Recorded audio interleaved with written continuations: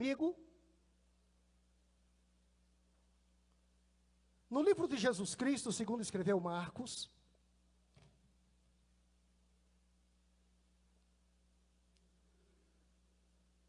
capítulo 5,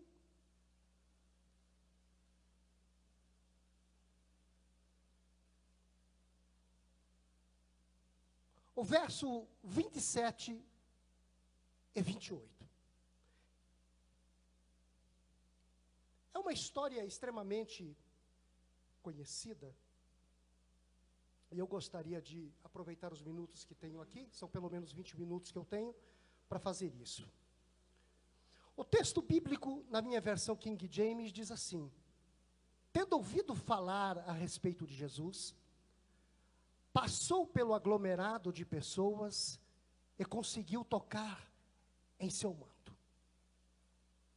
Porque dizia consigo mesmo: se eu puder ao menos tocar as suas vestes, ficarei curada.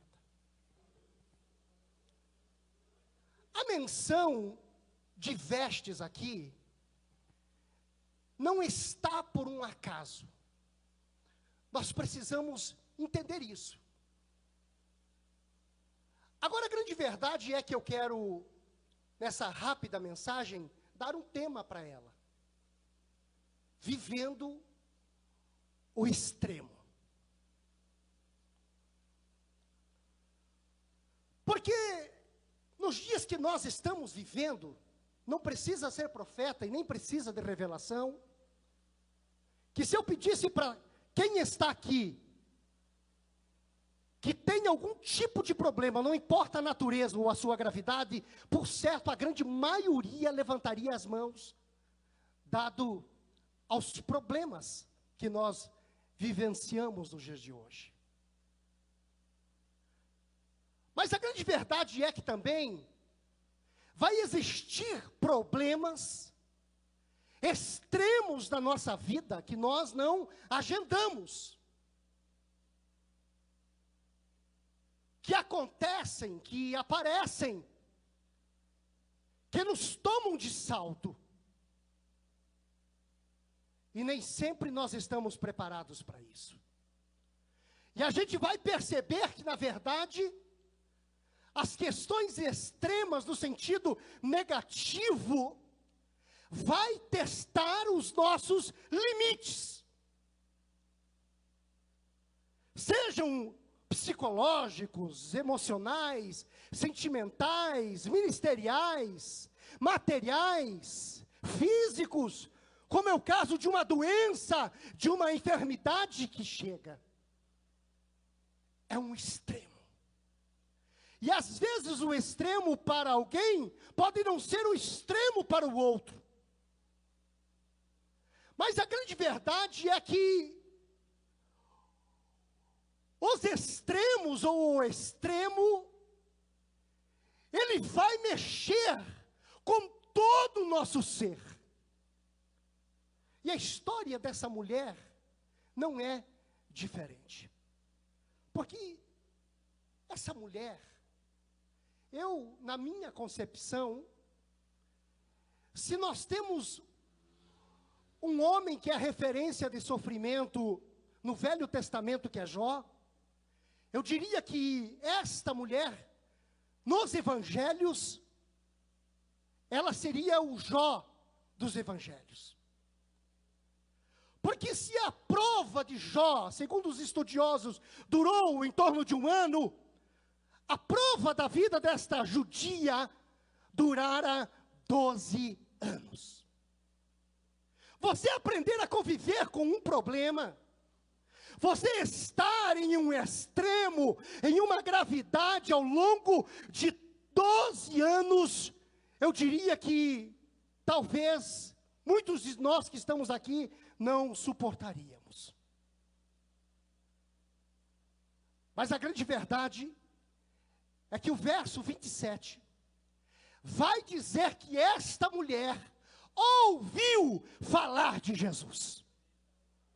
E deixe-me aqui abrir um parênteses, para aqueles que não acham importante dar o seu testemunho pessoal, do fato de terem conhecido Jesus, de terem uma experiência com Jesus, de terem recebido algo da parte de Deus, acham que não tem muita importância, que não significa grande coisa, mas quando você dá o teu testemunho para alguém, pode ter certeza que você vai promover a fé nesta pessoa.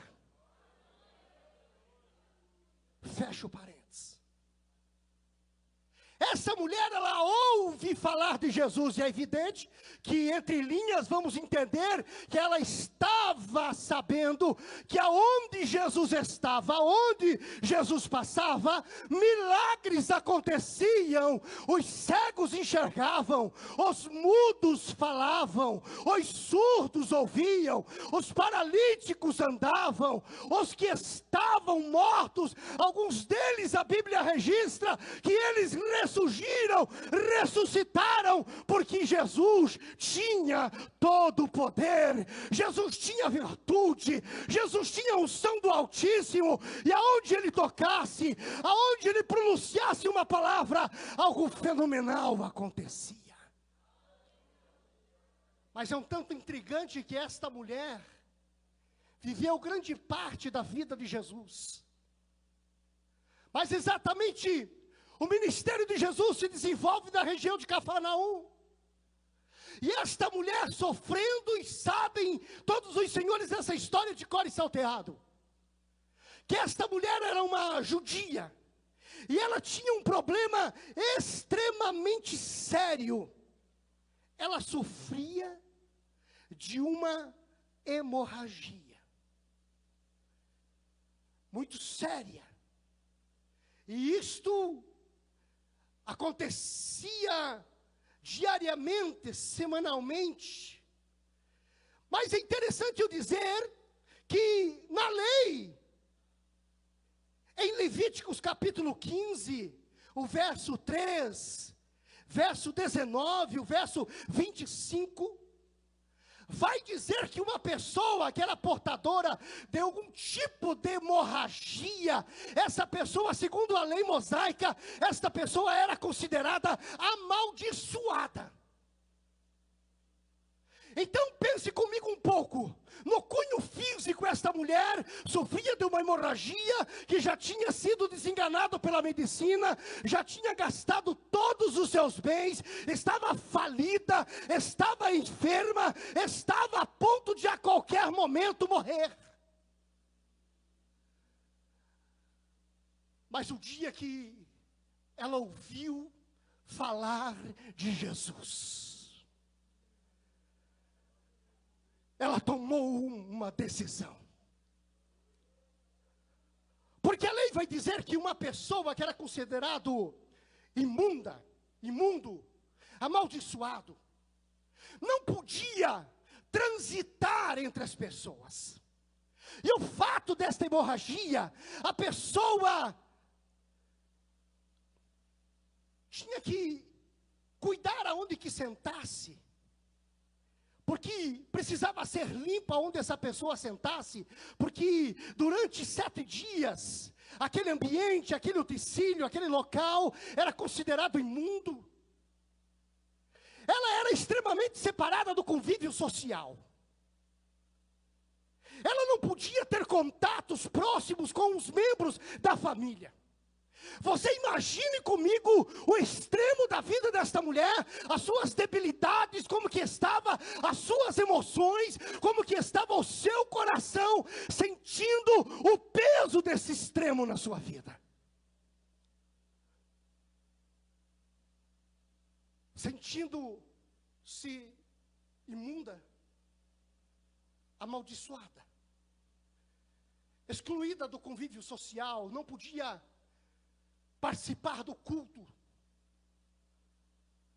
não podia ofertar, não podia adorar, isso era proibido. Existia uma série de coisas que ela não podia fazer se ela estivesse na rua, andando de um lado, e alguém estivesse vindo, essa pessoa precisava passar do outro lado da rua, para não ter a proximidade com esta mulher, para não ser considerado imundo. Esta mulher vivia um extremo há 12 anos. Deixe-me abrir um parênteses aqui. Eu sei que eu estou falando com alguém, e essa palavra tem um endereço. Eu sei que tem gente que está aqui hoje, tem gente que está na rede social, e Deus tem uma palavra para você aqui, e você já está cansado de sofrer, você já está cansado da circunstância tão difícil que você está vivendo. Mas eu tenho uma boa nova para você: Jesus não mudou. Jesus continua o mesmo.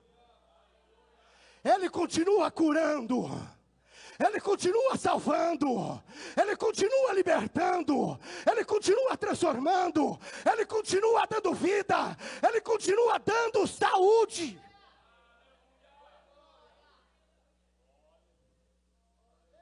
É tão interessante que essa mulher, quando ouviu falar de Jesus, ela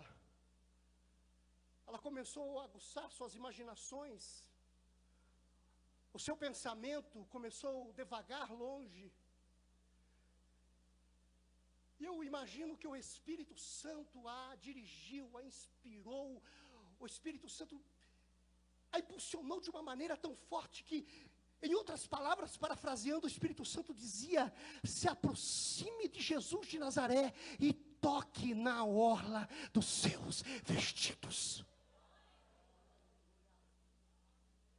E ela começou a inculcar aquilo, pensar aquilo, começou a planejar aquilo, porque ela tinha uma série de paradigmas para romper, que era estar entre a multidão, se aproximar, se infiltrar, se aproximar de Jesus. Ela precisava quebrar alguns paradigmas religiosos.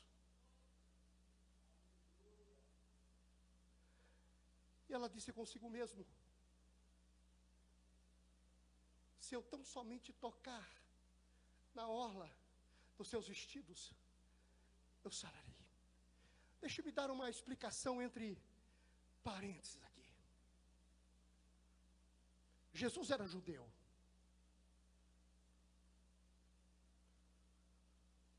O judeu, entre tantas obrigações que ele precisava ter e manter, o vestuário era um dos detalhes muito importantes para o judeu. E é evidente que isto está, se você depois quiser consultar em Números capítulo 15, verso 38, Deuteronômio 22, 12, vai falar sobre a veste do judeu, sobre o manto. Em algumas versões vai dizer que ela tocou a orla. Mas é interessante dizer que essa palavra no hebraico é a palavra sitz, que quer dizer 600.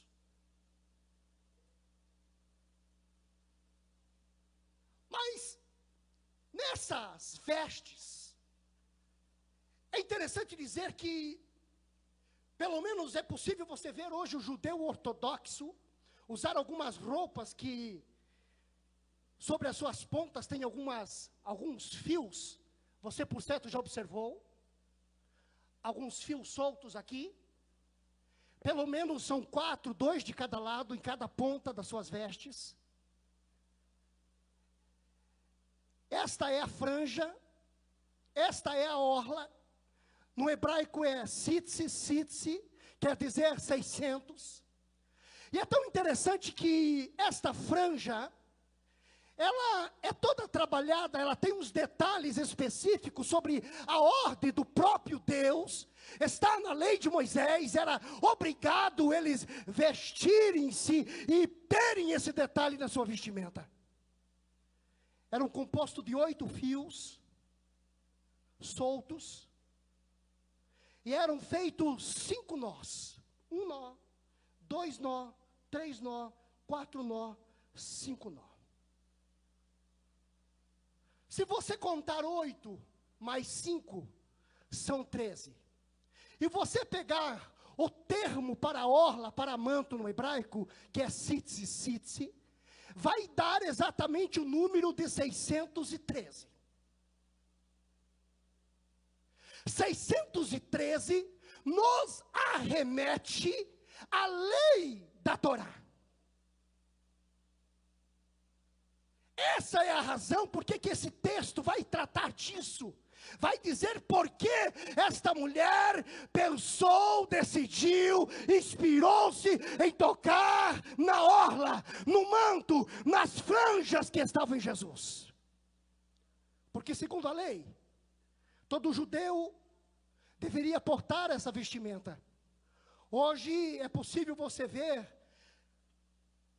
o talit Catan, que é uma roupa que se usa por baixo e tem essas franjas, ou o talit gadol, que eles usam, que é tipo um véu, que eles usam, que também tem essas franjas, e principalmente o judeu ortodoxo usa para ir orar, para fazer as suas orações matinais, principalmente nos muros de Jerusalém, da Jerusalém antiga, você vai ver eles cobertos com esse talit. Por que Deus fez essa exigência? É porque toda vez que um judeu olhasse para a roupa do outro judeu, ele lembrasse-se da palavra de Deus. A franja era um testemunho vivo da palavra de Deus diante de todos os judeus. Quando ela decide tocar em Jesus, ela não toca em Jesus por acaso. Não é uma intuição, é a propósito. Ela vai tocar no lugar mais importante para o judeu. Vai tocar na palavra. Vai tocar na palavra. Vai tocar na palavra, vai tocar na palavra, e quando toca na palavra, e quando ela vence todos os obstáculos e se aproxima de Jesus e toca nas franjas do manto de Jesus, Jesus parou o seu sermão. Eu imagino que ele começou a olhar de um lado para o outro, e ele pergunta: quem me tocou? Quem me tocou? Ele estava, em outras palavras, dizendo: quem tocou na palavra? Quem tocou na palavra? Quem tocou na palavra? Porque quem toca na palavra, quem acessa a palavra, quem vai a Deus através da palavra, quem pede a Deus através da palavra, a virtude se manifesta. A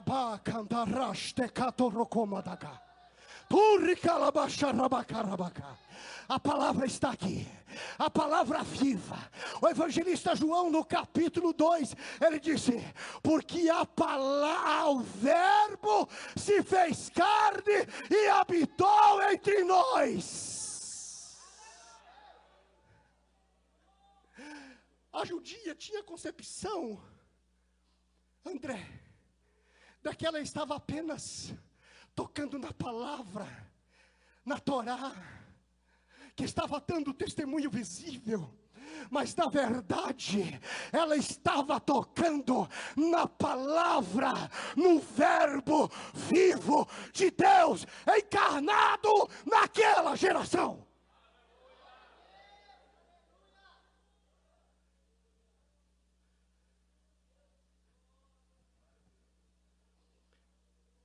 Jesus disse que quem me tocou? Eu senti que de mim saiu virtude. Saiu virtude, alguma coisa aconteceu. Alguma coisa aconteceu aqui, a virtude saiu de mim, saiu de mim. Alguém disse: não, Senhor, é os teus discípulos que te apertam, que te oprimem. Jesus disse: não, alguém me tocou.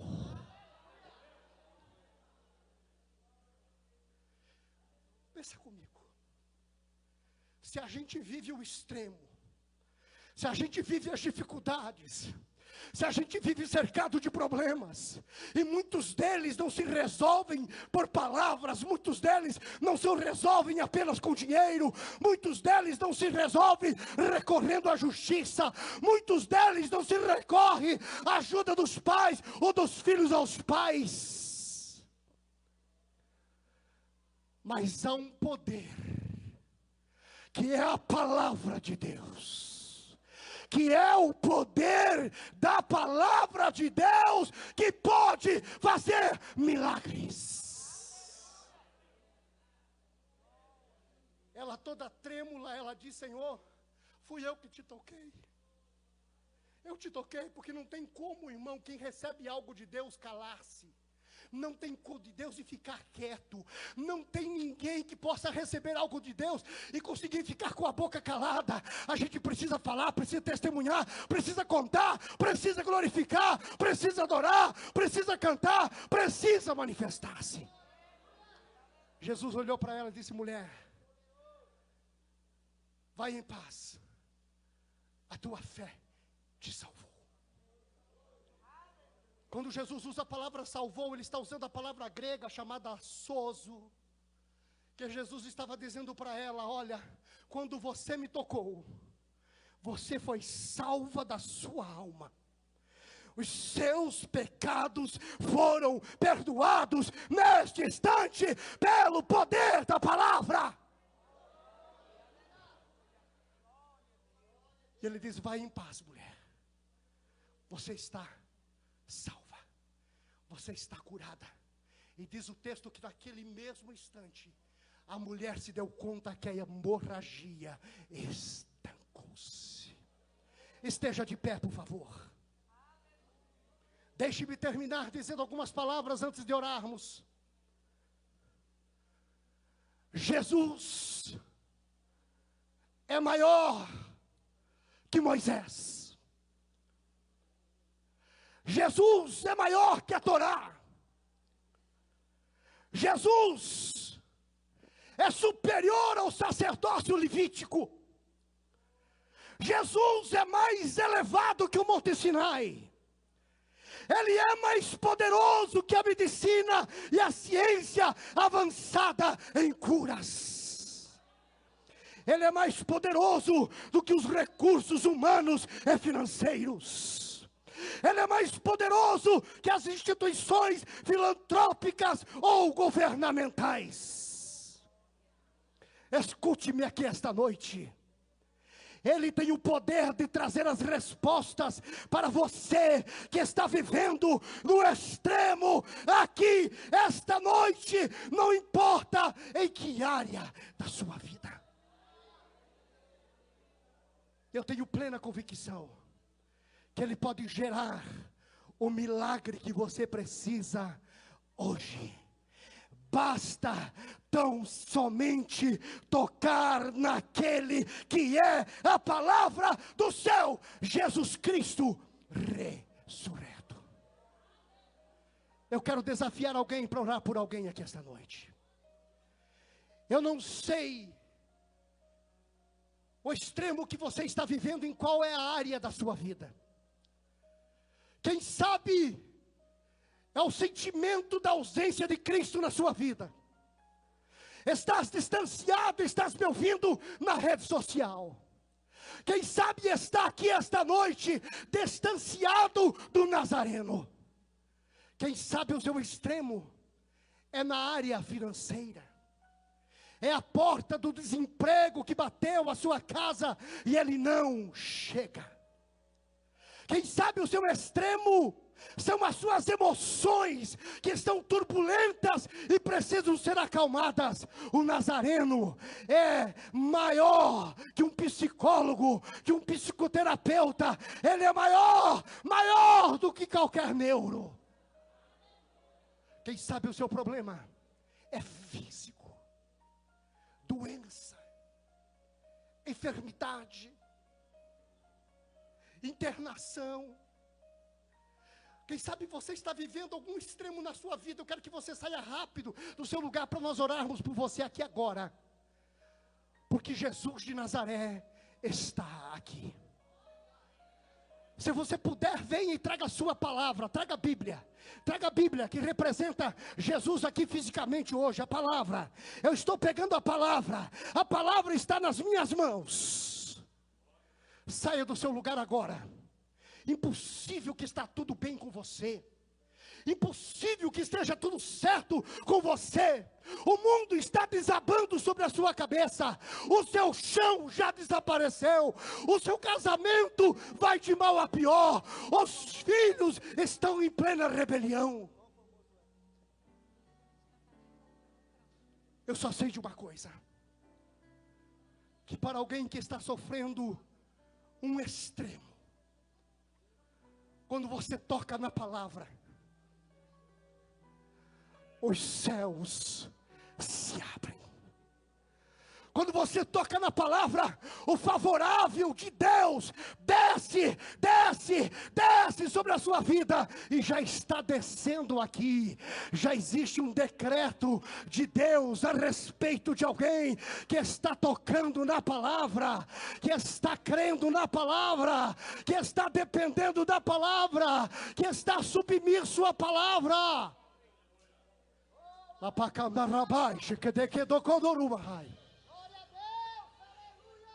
O Espírito Santo está aqui, deixa Ele tocar a sua vida.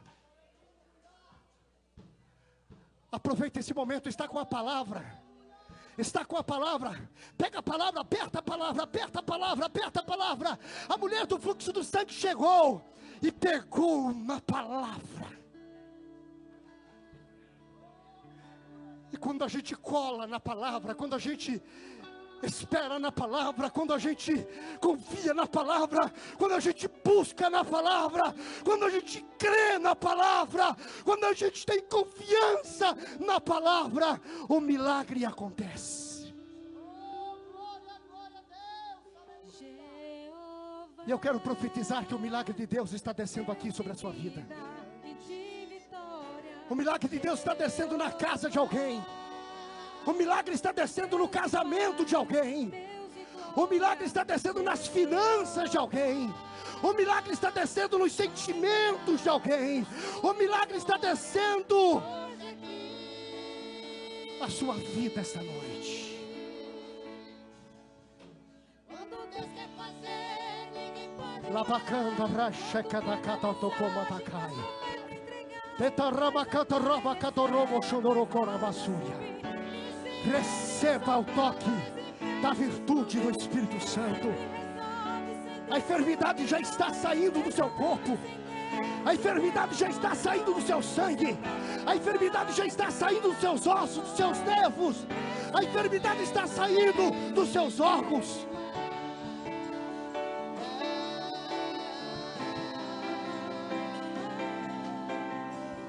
Receba o poder da palavra. Receba o poder da palavra. Receba o poder da palavra. Receba no poder da palavra o teu milagre. Receba no poder da palavra a sua resposta. Nós vamos orar agora. Nós vamos orar agora. Nós vamos orar. Pega a sua palavra. Se você está com a sua Bíblia, fica segurando a sua Bíblia.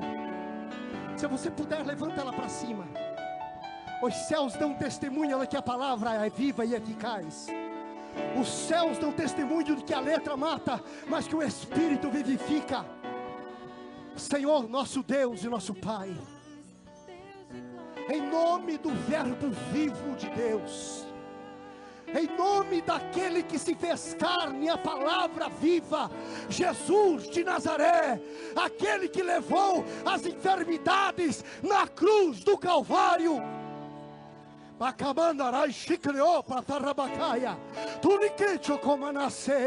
Espírito Santo, agora, Senhor, agora passa aqui nesse lugar, Senhor. Vai tirando o mal, tirando a enfermidade, derrubando as barreiras, promovendo o milagre, em nome de Jesus. Receba a transfusão de sangue, receba cicatrização do órgão, receba agora, receba o milagre na sua vida. na área financeira, na área material, na área emocional, na área psicológica, na área espiritual, em nome de Jesus.